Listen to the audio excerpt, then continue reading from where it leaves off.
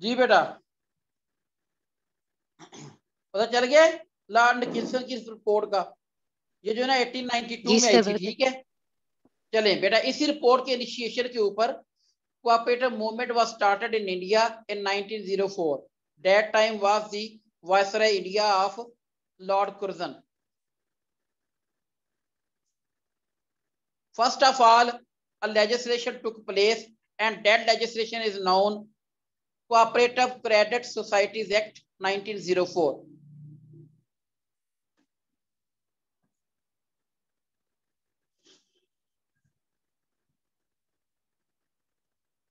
Clear?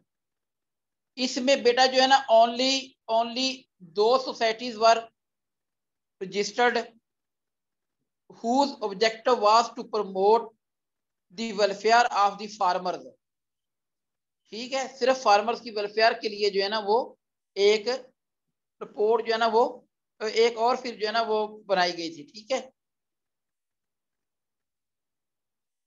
इसके बाद लेकिन टू इम्प्रूव दिस, इसको इम्प्रूव करने के लिए जो लास्ट एक्ट था 1904 वाला, इसको बेटा जो है ना वो खत्म कर दिया गया था। अब इसकी जगह जगह एक और cooperative societies act viceroy Lord curzon था बेटा उस टाइम।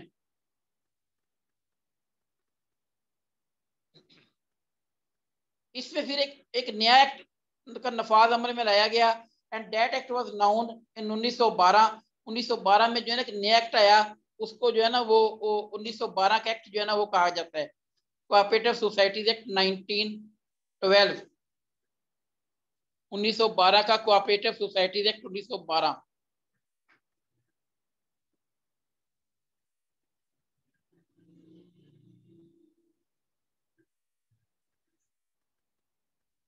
ठीक है बेटा, कोऑपरेटिव जो सोसाइटीज एक्ट था basically it was much comprehensive than that of 1904 because 1904's act was only for the rural societies, whereas it also allowed to make another kind of societies like producer, industrial, whatever those societies were being registered at that time, those were allowed through this act 1912. However, another committee was made to make improvement in this cooperative movement in India, and that committee is known McCalgan Committee। जो पहली committee थी वो निकिल्सन committee, जो दूसरी committee थी वो McCalgan committee. 1914 में McCalgan committee आ गई।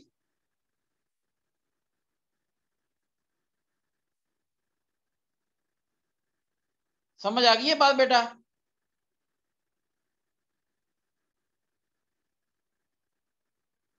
जी सर। पहली जो कमेटी थी जो 1892-93 में कमेटी बनी थी कोऑपरेटिव मूवमेंट के लिए, that was called Nicholson report. Nicholson report was basically formulated to find the causes of the rapid famine in India। ठीक है, तो उसके जवाब में उन्होंने कहा था कोऑपरेटिव मूवमेंट को शुरू किया जाए। फिर कोऑपरेटिव मूवमेंट शुरू हुई। कोऑपरेटिव मूवमेंट में पहला कोऑपरेटिव क्रेडिट सोसाइटीज एक्ट 1904 आया, फिर उसके बाद जो है ना वो 1912 आ गया। अब 1912 को मजीद इंप्रूव करने की जरूरत पेश आई, तो उसके लिए मैककेलगन कमेटी 1914 में बना दी गई 1914 में। ये जो कमेटी थी इसने जो ना सर्टन सजेशंस दी। इसने कहा कि बेटर प्रोसीजर हो ऑडिट का, टीचिंग ऑफ मेंबर्स के ऊपर कहा इसने, और दूसरा कहा कि movement should take place steadily not rapidly. लेकिन फिर जो है ना हुआ वही, जो यकदम ज्यादा सोसाइटियां बननी शुरू होगी, तो सोसाइटी को जो है ना थोड़ा सा रेगुलेट करने के लिए और इफेक्टिव मैनर करने के कोऑपरेटिव मूवमेंट का, तो फिर बेटा जो है ना कोऑपरेटिव सोसाइटीज एक्ट 1925 का नफाज अमल में आया। और ये जो एक्ट है which is still being followed in Pakistan with few amendments. ठीक है, पाकिस्तान में जो है ना ये उसी को जो है ना फॉलो करते हुए जो है ना वो बनाया जाता है। ये मैंने आपको जो सर ये 1925 कौन से वायसराय के सर हुकूमत में बना? 1925 में यार ये जो है ना, ये पाकिस्तान अफेयर्स वालों को से पूछा जाइए, आपको ये देखना चाहिए तो उस टाइम में कौन सा वासराय था। ठीक है, अब मेरे ध्यान ठीक में है। तो नहीं आ रहा, लेकिन जो है ओके। इसको जरा वो उसमें चेक कीजिएगा। ये 1925 में असेंबली से पास होने वाला सातवां कानून था उस साल, ये आप याद रखें। It was the seventh law that was passed by the assembly of that time. Sir ji बेटा। सर वो असल में यहाँ पे इंटरनेट का मसला हो गया था, तो मेरा वहां से 1914 से मिस हो गया, तो अगर आप माइंड ना करें तो रिपीट कर दें। नहीं बेटा, आई डोंट माइंड। तो ठीक है, ये थैंक है यू सर। बेटा 1914 में ना एक रिपोर्ट, एक कमेटी बना दी जिसको मैकेलिगन कमेटी। ठीक है, जी सर। जो मैकेलिगन कमेटी थी उसने कहा कि जो there should be cooperative movement, but cooperative movement should take place steadily not rapidly. उन्होंने इसको आहिस्ता आहिस्ता बतदरीज आगे बढ़ना चाहिए, ना कि तेजी के साथ। ठीक है, इसलिए उसने कहा कि there should be a better way of audit, there should be a better way of inquiry and certain other legislative measures that society recommended, that report recommended. However, the net outcome जो उसका था वो ये था कि 1925 में एक नया कानून आ गया जिसको हम कोऑपरेटिव सोसाइटी एक्ट 1925 का नाम देते हैं, और ये वो कानून है which is still operative and functional in Pakistan. Clear होगी बात? अब बेटा थोड़ा जी सा जो है सर। ना मैं आपको बताना चाहता हूँ कि पाकिस्तान में जो है ना वो पंजाब में एक है CCFU, याद रखें। What is CCFU? ये आपसे एब्रीविएशन भी आ सकता है। CCFU means colony cooperative farming union, colony cooperative farming union.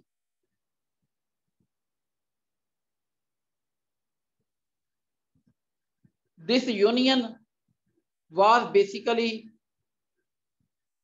of 132 villages comprising in different districts of Punjab like Khanewal, Vihadi, Ukada, Sahiwal and Muzaffargarh. These are 132 villages where colony cooperative farming union is being functional. It means farmers of these villages pool their resources.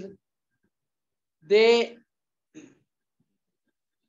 were among those refugees who came to Pakistan in 1947, but they don't had any kind of land or property to rehabilitate them. Government of Pakistan took initiative and settled those refugees in different areas of these districts.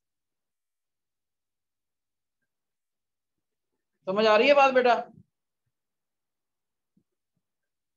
Ji sir आ रही है। Sir मेरा question ये है कि CCFU 1947 में बनी? जी basically ये मैंने को बताया ना, जो रेफ्यूजीज थे ना, महाजरीन जो इंडिया से पाकिस्तान में आए थे, लाइक फैसलाबाद, इस तरह के जिला में भी उनको बहाल किया गया था, लेकिन कोऑपरेटिव के दायरा कार में ये CCFU है, colony cooperative farming union Khanewal. इसका जो है ना वो जनरल मैनेजर एक होता है, वो CR ग्रेड 18 का ऑफिसर होता है, और एक मैनेजर होता है जो ग्रेड 17 का ऑफिसर होता है, असिस्टेंट रजिस्ट्रार होता है। इसका जो जो रजिस्टर्ड ऑफिस है वो खानेवाल में है, CCFU का।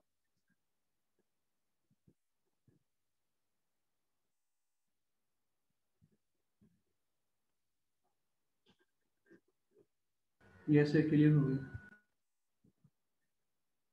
ठीक है, अब अच्छा पाकिस्तान में जो है ना बेटा, इसमें जो मेजर्स वगैरह लिए गए हैं उनमें याद रखें कि 50s जो है ना, 50s that was the best period regarding cooperative movement. जो 50s का जो पीरियड था, that was very good period regarding cooperative movement. In that period American US जो एड है वो विलेज एड के नाम से जो है ना वो भी पाकिस्तान में आई है। विलेज एड प्रोग्राम एक आया था 1951 में। ठीक है, इस प्रोग्राम को भी कोऑपरेटिव के थ्रू ही जो है ना वो पूरे मुल्क में इनिशिएट किया गया था।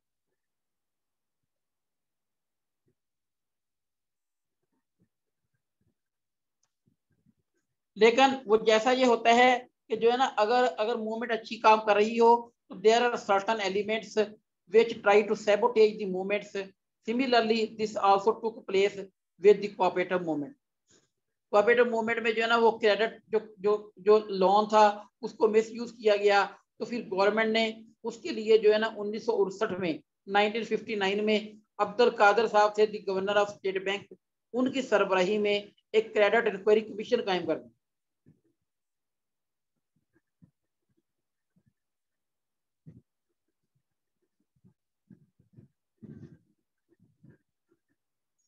ठीक है, समझ आ गई बात की। Cooperative credit inquiry commission, it was headed by governor state bank Abdul Kadar in 1959. Keep it in your mind. This credit commission recommended that registrar should be given more powers. Similarly, provincial bank and central bank should be merged.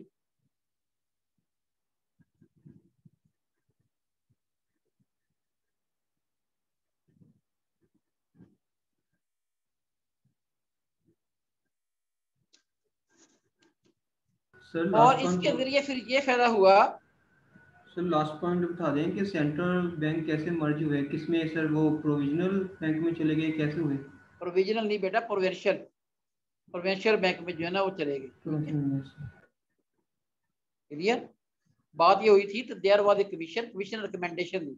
Commission ने कहा था कि अगर आप इसको more effective करना चाहते हैं तो यू शुड जो है ना merge central bank with cooperative bank, provincial cooperative bank. Similarly also recommended that registrar should be more powerful.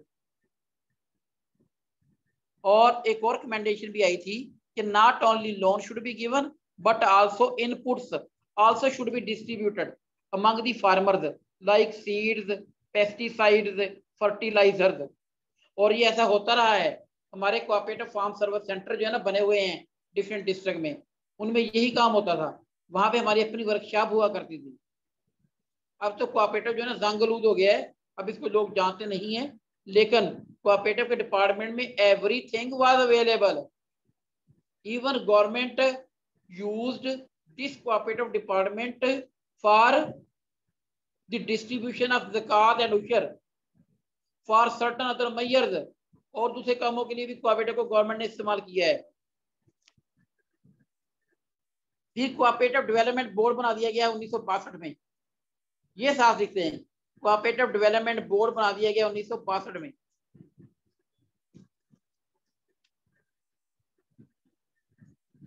इसका मकसद ये था कि डेवलपमेंट प्लानिंग को प्रमोट किया जाए, प्रोजेक्ट प्रेपरेशन की जाए और सेल्फ मैनेजमेंट सिस्टम को प्रमोट किया जाए।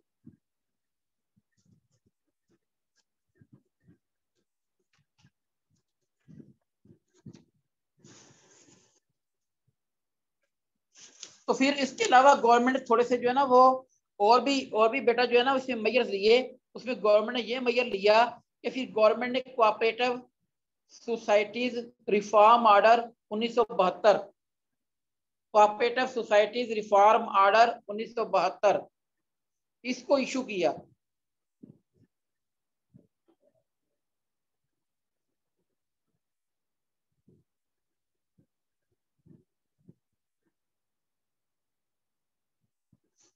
इन्होंने इसमें तीन बड़े मेजर लिए। तीन बड़े मेजर ये लिए कि कोई भी बंदा इंडिविजुअल जो है ना वो सेंट्रल बैंक का मेंबर नहीं बनेगा। दूसरी बात ये कहा गया कि कोई जो पर्सन है जो मैनेजिंग कमेटी का जो मेंबर होने की सीए से दो टर्म से ज्यादा नहीं रहेगा वो मेंबर। तीसरी बात ये बताई गई कोई ताजर वगैरह जो है वो किसी एग्रीकल्चरल या मार्केटिंग सोसाइटी का मेंबर नहीं होगा। ये तीन मेजर जो है ना इसके जरिए लिए गए the cooperative societies reform order 1972।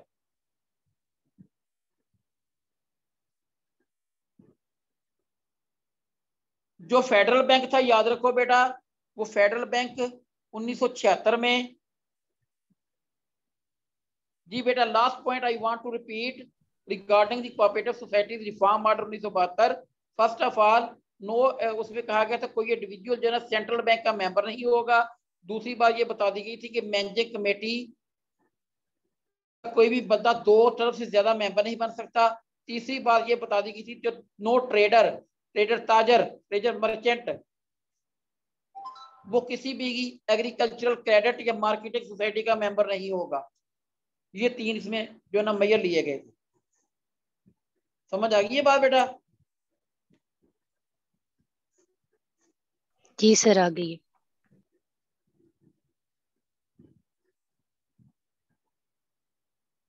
दूसरा इसमें ये था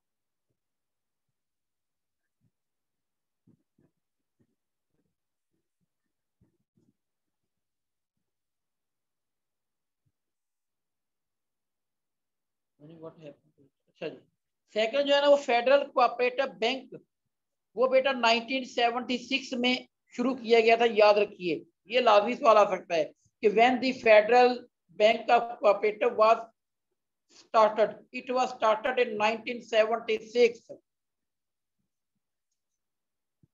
विद 200 मिलियन कैपिटल। इसका शेयर कैपिटल था।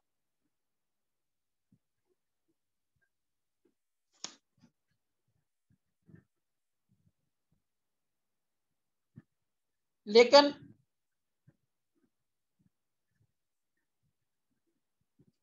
जो है ना ये बेटा बैंक जो है ना फिर खत्म कर दिया गया था। याद रखो 1900 जो है ना वो तकरीबन 1989 के करीब, यानी कि 90 के शुरू में इस बैंक को खत्म कर दिया गया था। Federal bank of cooperative. Central bank जो पहले बना हुआ था वो 1976 में खत्म हो गया था, उसकी जगह फेडरल बैंक आ गया था। फेडरल जो बैंक है ये जो चलता रहा, ये 1989 में इसको भी खत्म कर दिया गया। Now only provincial cooperative banks are in function.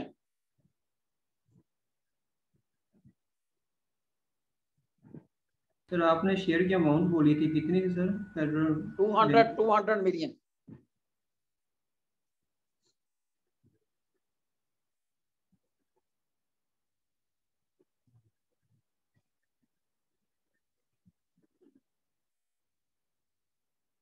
जी बेटा, समझ आ गई है? जी सर, आ गई है। चले बेटा, इसके अलावा जो याद रखिए पाकिस्तान में जो बड़ी बड़ी सोसाइटीज हैं उनको याद रखें। मिचल्स फ्रूट फार्म का नाम सुना है? मिचल्स का। जी सर, सुना है। Mitchells is also cooperative society.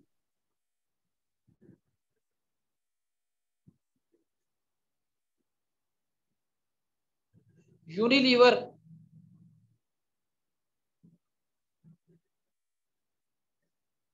रहीम यार खान में यूनिलीवर है, Unilever Pakistan. Unilever is also cooperative society. ये जो सोहराब साइकिल है, सोहराब मोटरसाइकिल है, ठीक है, ये is this is also a cooperative society.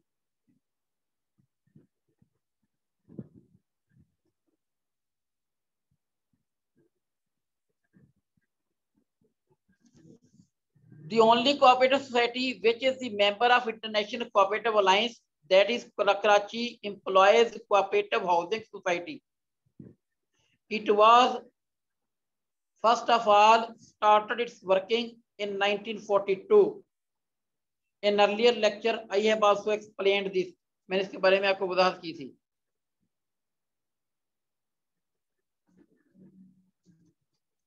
सही, कराची वाली का नेम रिपीट कर दें बेटा। Karachi employees cooperative housing society limited, this is the only society which started its functioning in 1942 and this is still a member of International Cooperative Alliance from Pakistan. There are only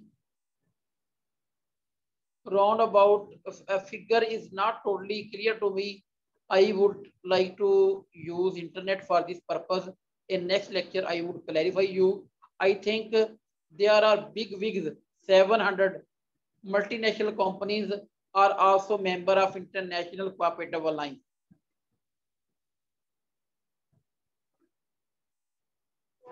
.9% livestock dairy development of Scandinavian countries and Oceania are routed through cooperatives. New Zealand, Australia, उसका life stock dairy development सारे का सारा cooperative के through ही होता है। जो बड़े बड़े वॉलमार्ट इस तरह के जो अदारे हैं, they are also cooperatives.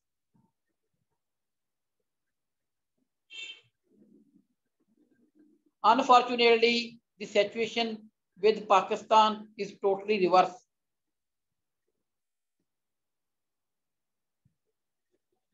Pakistan में सिचुएशन जो उल्टी है सारी की सारी। Amul AMUL Amul Anand milk union limited Gujarat India is the largest dairy development livestock cooperative, consumer cooperatives which deals with the livestock and dairy development business, is the largest cooperative in the world, keeping almost 90 million people members.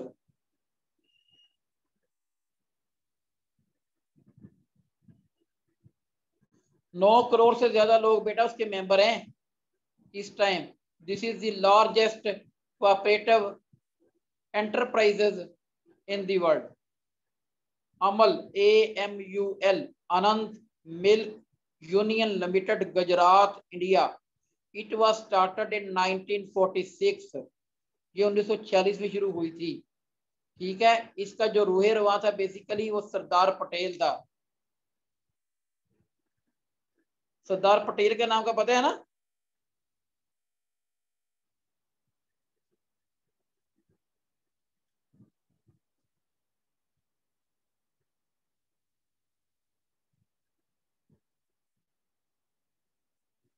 No sir, बता दें थोड़ा इसके बारे में।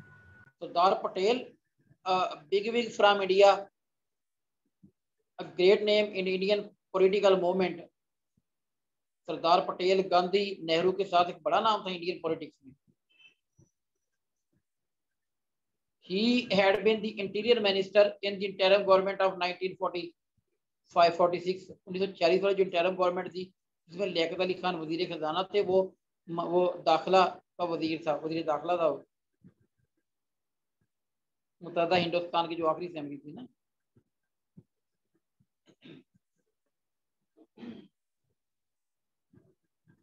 जी बेटा समझ आ गई है? हिस्ट्री के जो है ना वो मैंने आपको ये जो 7-8 पेजेस आपको फॉरवर्ड किए हुए हैं ना, these are too much. I think you all of have. तमाम के पास है तमाम? जी सर है। No sir, I don't have. मैंने अभी क्लास ज्वाइन की है। काइंडली अगर आप दोबारा शेयर कर दें तो।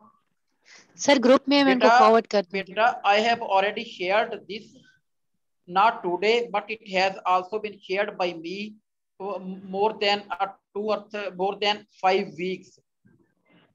You will also get your copy by sharing from some of the participants in the group. Okay? Yes sir, last week मैंने की थी सर शेयर। ओके आप आज भी शेयर कर दें यार, आज भी तमाम कर दें। ओके हो गया सर, कर दूंगा। जी बेटा इसके बाद जो है ना वो हम आपको पता है कि हमने सेक्शन 64 तक पढ़ लिए थे ना, याद है आपको? जी सर पढ़ लिए थे 64 डबल। अच्छा बेटा छोटे छोटे सेक्शन है, you don't need to memorise, you only need to have a some look on them. आपको जो है ना सबसे पहली बात तो ये है कि सेक्शन 65 जो चैप्टर है 11 हमारे कोऑपरेटिव सोसाइटीज एक्ट का। जी बेटा जी बोले। जी सर मुझे क्वेश्चन था सर, वो जब हमने 1925 एक्ट रीड किया तो सर वो तो आगे इतनी ज्यादा उनके ABCD 1 3 तो सर इतना ज्यादा तो याद भी नहीं होगा। वो 59 वाला एक सेक्शन के साथ नहीं नहीं, 59 वाला तो सर हो गया ना, वो तो आपने करा दिया था सर। जैसे बाकी हाँ सेक्शंस है ना, तो उनके आगे मतलब सब सेक्शंस बहुत ज्यादा हैं, तो सर उन सबको भी याद करना पड़ेगा, जैसे 1A, जैसे इन सबको। ये बड़े सी हेडें तो याद करनी पड़ेगी ना। ये देख रहे हो, जब मैंने पेपर दिया था हमने भी ऐसे ही याद किया था बेटा, लेकिन वो मुझे थोड़ा सा जैसे ऐप ये मिल 3 गई। की अगर बात करें तो उसके अंदर सर जी जी एक बेटा मेरा वो सर, ये ऐसे। जो 3 में है ना डेफिनेशन है, तो जैसे उसमें ए है, डबल बी है, डबल बी है, हाँ ये तो फिर बेटा ऐसे ही याद करनी सर पड़ेगी थोड़ी सी, इतना तो क्योंकि कैसे हम रिटेन करेंगे। ओहो बेटा, इसके लिए तो जो है ना, फिर वो कहती है ना कि है फरिश्तों से बेहतर इंसाफ बनना, मगर पड़ती है इसमें मेहनत ज्यादा। तो मेहनत तो ना बेटा फिर आपको करनी ही पड़ेगी। देखिए ना, जब हमने दिया है इम्तिहान, तो उस टाइम मुझे भी याद है कि हमने भी ऐसे ही याद किया था। ठीक है, now it is up to you how much you prepare yourself. आपने तो अच्छा खासा बेटा, आपसे जो क्वेश्चन पूछता हूँ मैं उसका तो आप अच्छा खासा जवाब देती हैं हमें ना। इसका मतलब सर मुझे तो मुझे पता है कि आप सर मुझे आपकी 70 मुझे 64 जो तक मुझे बिल्कुल सबकी हेडिंग्स आती हैं, और मुझे डेट्स भी याद चले हैं। चले चले इसको 2-3 दफा रिवाइज करेंगे तो इंशाल्लाह you will feel easy. Actually बेटा होता है ऐसे ही, ये इंशाल्लाह। बंदा महसूस करता है कि मुझे कुछ नहीं आ रहा, लेकिन जब बंदा जो है इम्तिहान वगैरह में बैठता है तो फिर उसको पता चल जाता है कि नहीं नहीं, अगर उसे अच्छी तरह पढ़ा हो तो उसमें जो है रिटेनिंग पावर अल्लाह रब्बुल इज्जत जो है उसको रिटेन करवाता है, इसलिए उसकी मेमोरी जो है ना वो रिकॉल हो जाती है। डोंट वरी इसमें। इंशाल्लाह सर। जी बेटा, अब सेक्शन है 65। ये मैंने आपको बताया था, recovery of sums due to government.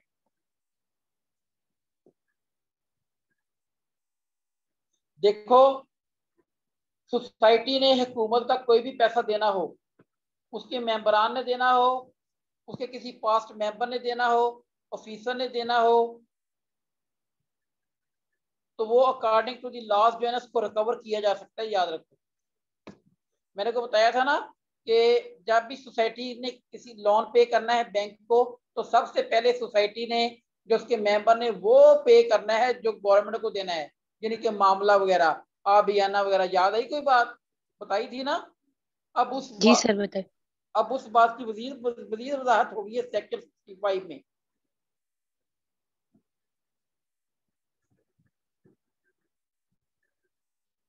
और दूसरी बात यह है सेक्शन 65A। सेक्शन 65A याद रखो बेटा, 65A। इसमें यह बात है कि मैंने आपको एक प्रोविडेंट फंड बताया था, याद है?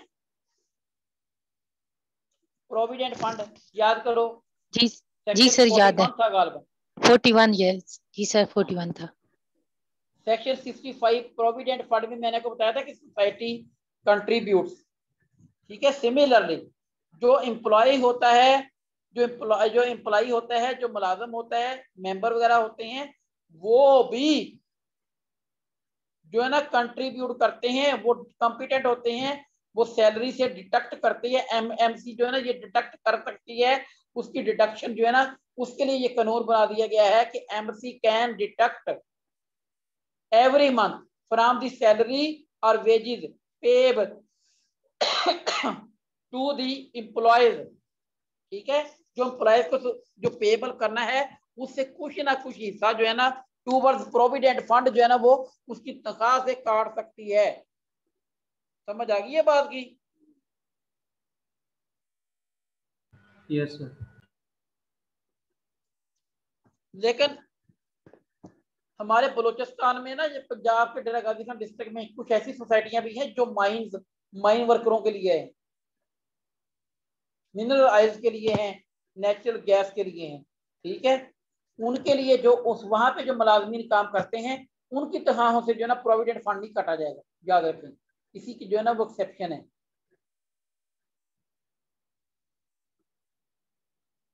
सर वो जो हो गया नेचुरल गैस वाला, वो डेली बेसिस पे होंगे ना, इसलिए नहीं काटते होंगे। नहीं, अगर रेगुलर भी होना तो उनको नहीं काटते, उनको लिए एग्जेप्शन दी हुई है ना सोसाइटी, एक कोऑपरेटिव सोसाइटी एक्ट में ना। उसकी वजह ये है कि वो उनका तो रिस्क ज्यादा होता है बेटा, उनको जो है ना वो काटते नहीं है, उनको उनका हिस्सा नहीं काटते। उनके लिए खुद जो है ना वो सोसाइटी मैनेजमेंट कमेटी अपनी तरफ से ज्यादा कंट्रीब्यूट। समझ आ गई बात की? जी जी सर। उसके बाद ये है सेक्शन 65B। जो सोसाइटी के और बैंक के जो एम्प्लॉयज होते हैं उनको पब्लिक सर्वेंट समझा जाता है। Within the definition of section 21 of Pakistan penal code, जो पाकिस्तान पीनल कोड में दफा 21 में जो डेफिनेशन की गई है, उस डेफिनेशन के तहत they are known as public servant.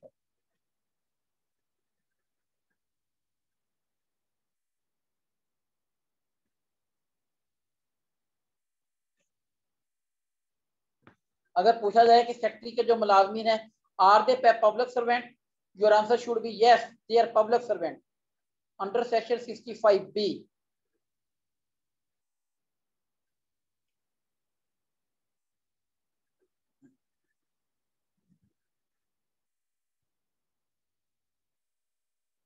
दूसरी बात है सेक्शन 66 के ऊपर आ जाए बेटा। सेक्शन 66 में ये है, गवर्नमेंट के पास इख्तियार है, जैसे मैंने को बताया ना सेक्शन 7 है, सेक्शन 9 है, उसमें बताया गया सेक्शन 7 में तादाद है, सेक्शन 9 में जो है ना वो है कुछ शराइत है कि उसे पूरी करनी है, वो एनवायरमेंट सर्टिफिकेट लेना है, इस तरह का लेना है। लेकर गवर्नमेंट के पास इस बात का इख्तियार है कि गवर्नमेंट ऐसी शराइत को रिलैक्स कर सकती है, छोड़ सकती है कि आप ये ना भी पूरी करें तो आप रजिस्टर कर सकते हैं, नो इशू। ठीक है, अगर गवर्नमेंट चाहे तो। क्लियर? ये गवर्नमेंट के पास, प्रोविंशियल गवर्नमेंट के पास पावर है कि वो एग्जेम्प्ट कर दे सोसाइटी को from condition as to registration.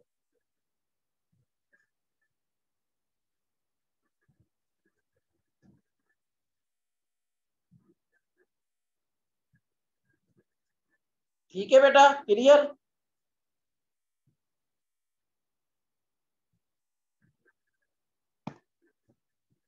Yes sir, clear. Okay, now बेटा सेक्शन 67 देखें। गवर्नमेंट को ये बात का भी इख्तियार है कि गवर्नमेंट ये भी कह सकती है कि फलां सेक्शन सोसाइटी के ऊपर अप्लाई होगा, फलां सेक्शन नहीं होगा। देख लो, पूरा पूरा सेक्शन भी छोड़ा जा सकता है, उस सेक्शन की एप्लीकेशन भी। लेकिन ये जो राइट है ये गवर्नमेंट के पास, ये है सेक्शन 67 आपका।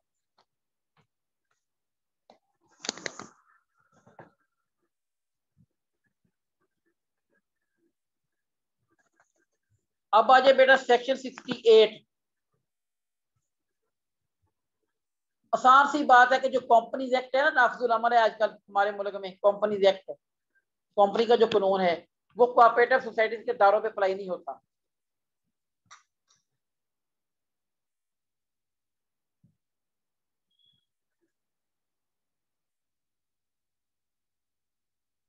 सर कंपनीज एक्ट मतलब इसे तो एक्सप्लेन करना सर। जो कंपनी लॉ है ना, जिसके तहत कंपनी रजिस्टर की जाती है, वो जो एक्ट है ना वो यहाँ पे जो है ना वो नहीं होता, उसकी एप्लीकेशन हमारे नहीं, हमारा कॉर्पोरेट सोसाइटी का अपना अपना कानून है।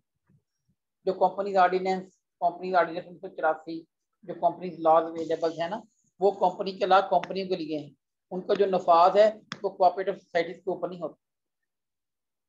सर जी बेटा।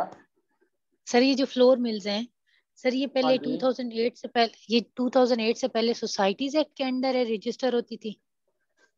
नहीं नहीं, ये फर्म फर्म जो है ना, फर्म और कंपनीज एक्ट उसके टैक्स। अच्छा ठीक, ओके सर।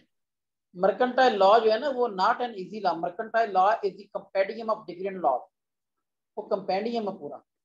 वो फिर कोऑपरेटिव सोसाइटीज एक्ट इसमें शामिल है जो कोऑपरेटिव सोसाइटी को डील करता है। फर्म फर्म एक्ट है, पार्टनरशिप एक्ट जिसे हम कहते हैं, वो फर्म वगैरह को डील करता है। कंपनीज ऑर्डिनेंस है, वो कंपनीज को डील करता है। फैक्ट्रीज एक्ट 1934 है, वो फैक्ट्रीज को डील करता है। ठीक है, इस तरह के जो डिफरेंट लॉज हैं बेटा, जो डिफरेंट लॉज है ना वही वहां पे जो है ना वो अप्लाई होता है। क्लियर होगी बात? जी सर, क्लियर हो गई। तो सर फिर ये उसके बाद सोसाइटीज के, ये जो सर ये जो अक्सर सोसाइटीज के कोई चेयरमैन या कुछ होते हैं, तो ये फिर इन फैक्ट्रीज के ओनर भी तो होते हैं ना, जैसे किसी फ्लोर मिल के? हाँ वो बेटा वो प्राइवेट होती है, but they are regulated under companies act 1900, companies ordinance 1984। बल्कि के वो उसमें भी उसमें भी सोसाइटी के मेंबर बन। हाँ हाँ, वो ज्यादा से किसी सोसाइटी के मेंबर बन सकते हैं, ज्यादा से किसी सोसाइटी बना सकती है, नो। ठीक है सर। अच्छा जी बेटा, इसके बाद सेक्शन 69।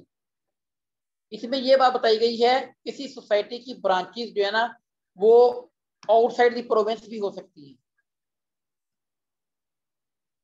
फॉर एग्जांपल ये जो हमारा कोऑपरेटिव बैंक है, ठीक है, इसकी जो ब्रांच है पंजाब प्रोविंशियल कोऑपरेटिव बैंक की, एक ब्रांच कराची में भी है? हाँ, वो सुबह सिंध में भी है, ठीक है। वो जो है ना वो रजिस्टर्ड है उस स्टेट बैंक ऑफ पाकिस्तान के साथ। दूसरी बात, जिस तरह मैंने आपको यूनिलीवर बताया ना, रहीम यार खान में भी है।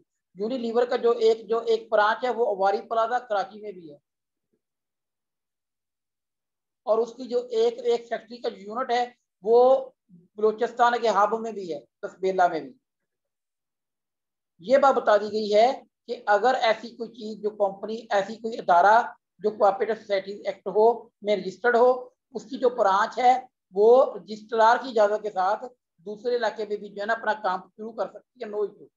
लेकिन वहां के रजिस्ट्रार को भी इसके बारे में मतला करना लाजमी हो।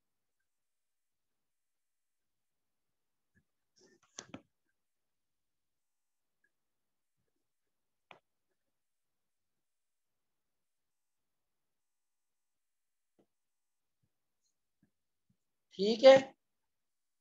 सोसाइटी सेक्शन है 70,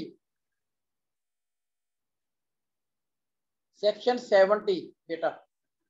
सेक्शन 70 में ये बात है, अगर सोसाइटी के खिलाफ कोई दावा करना है सिविल कोर्ट में तो उसके लिए 2 माह का नोटिस देना लाजमी है। 2 माह का नोटिस देना लाजमी है, ये टाइम याद रखें, ये सेक्शन 70 है।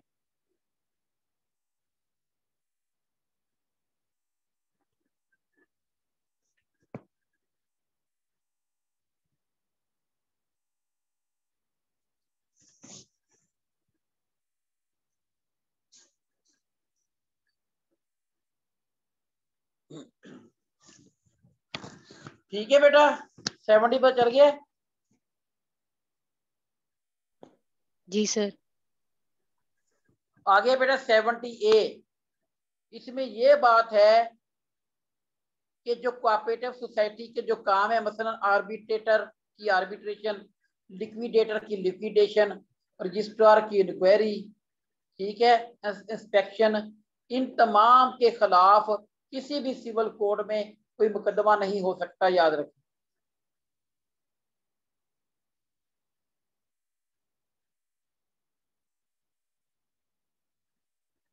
इसको हम कहते हैं 70A बार ऑफ जुरिस्डिक्शन। ये जुरिस्डिक्शन बार है, यहाँ पे 70A में बार ऑफ जुरिस्डिक्शन है।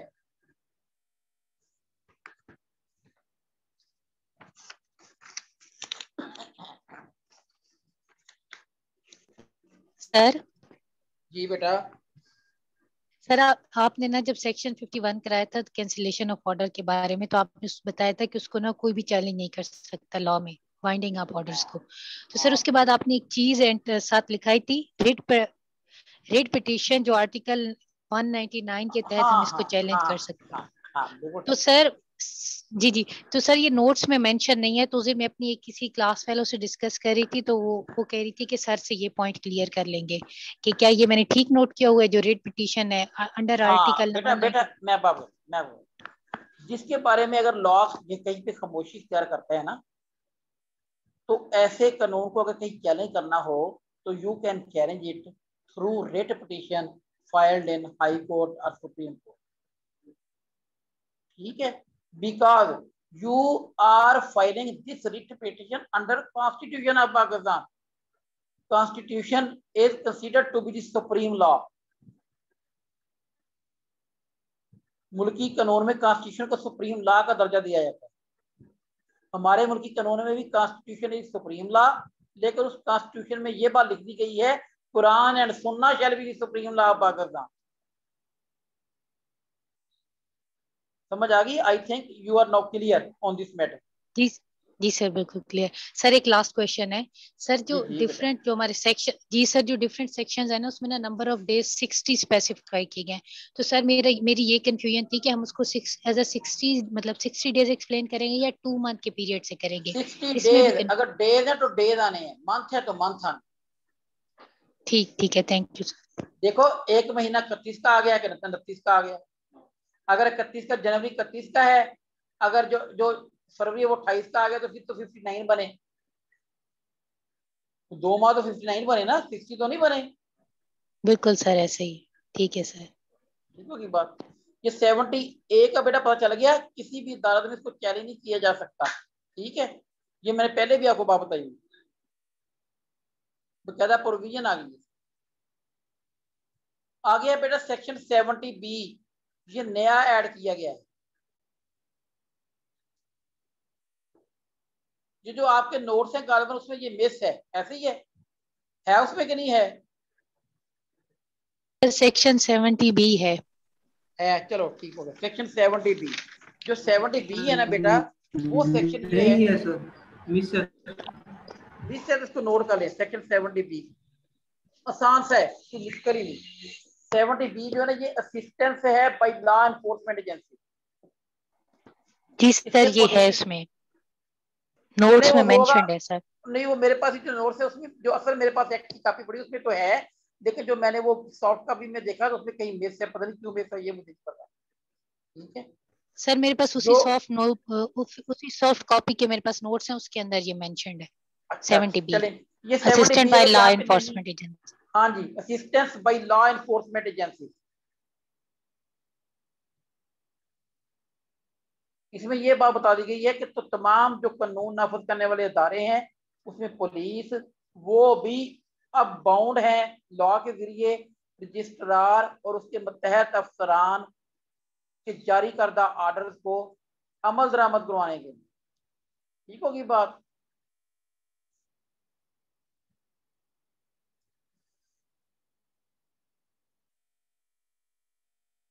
जी पता चल गया बेटा। जी सर, क्लियर है। इसके बाद है 71B, 71B का 71 अकेला। This section is about the formation of rule. Rule बनाने का काम ये सेक्शन देता है।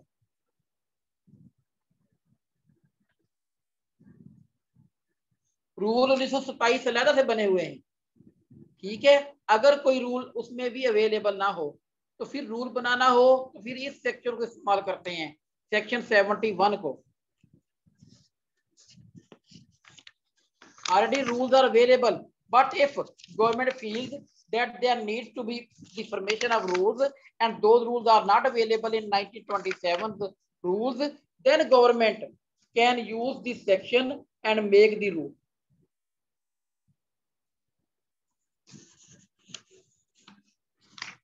आगे बेटा सेक्शन 72 है, ये रिपील्स वाला है।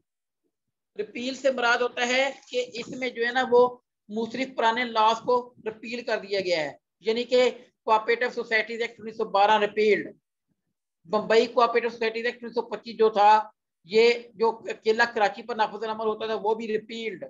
इस तरह 1904 वाला एक्ट भी रिपील्ड। बहुत से और ऑर्डिनेंस है जो रिपील कर दिए गए थे। ठीक है, ये रिपील का लफ्ज है सेक्शन 72, इसमें रिपील का क्या कि ये रिपील्ड हैं।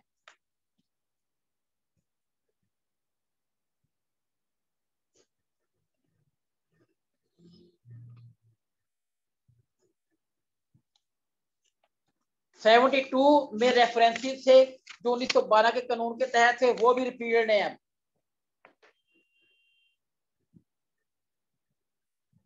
72B भी रिपील है, 73 भी रिपील है, ये सारे के सारे रिपील्ड हैं। ठीक है बेटा, ये आपका जो है ना कोऑपरेटिव सोसाइटीज एक्ट आज पूरा हो गया। सर ये जो 70 हमारा 71 रूल्स हैं, ये सर ये सारे रूल्स हमें करने पड़ेंगे? नहीं नहीं, आपको सिर्फ ये सेक्शन यहाँ कहना है कि रूल्स बनाने वाला सेक्शन कौन सा है बस। सर अभी रहता नहीं। जी बेटा, सर 72A अभी रहता। सर 72A का थोड़ा ए का बता दीजिए। हाँ जी, वो आगे ना रेफरेंसेस भेजते थे 1912 के लॉ के, अब वो खत्म कर दिए, कंस्ट्रक्शन ऑफ रेफरेंसेस जो है ना खत्म हो।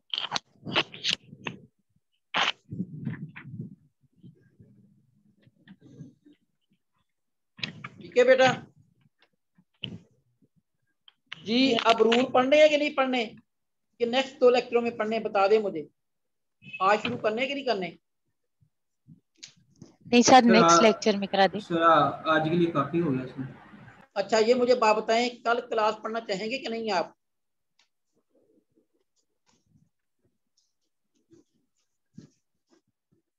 अगर कल 5:30 बजे शुरू कर लें, कल पढ़ना चाहेंगे या फिर ईद के बाद? मुझे बता दें।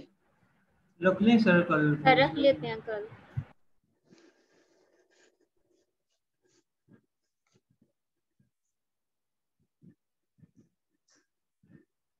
रख लें फिर इंशाल्लाह कल 5:30।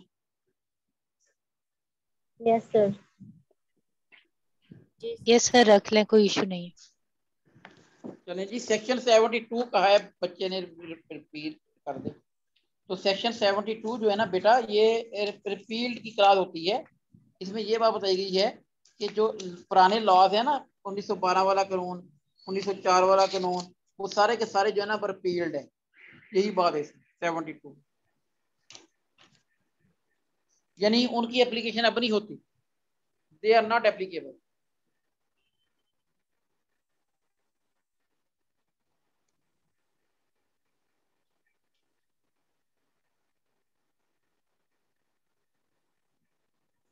चले जी फिर इंशाल्लाह 5:30 बजे कल इंशाल्लाह, ठीक है जी।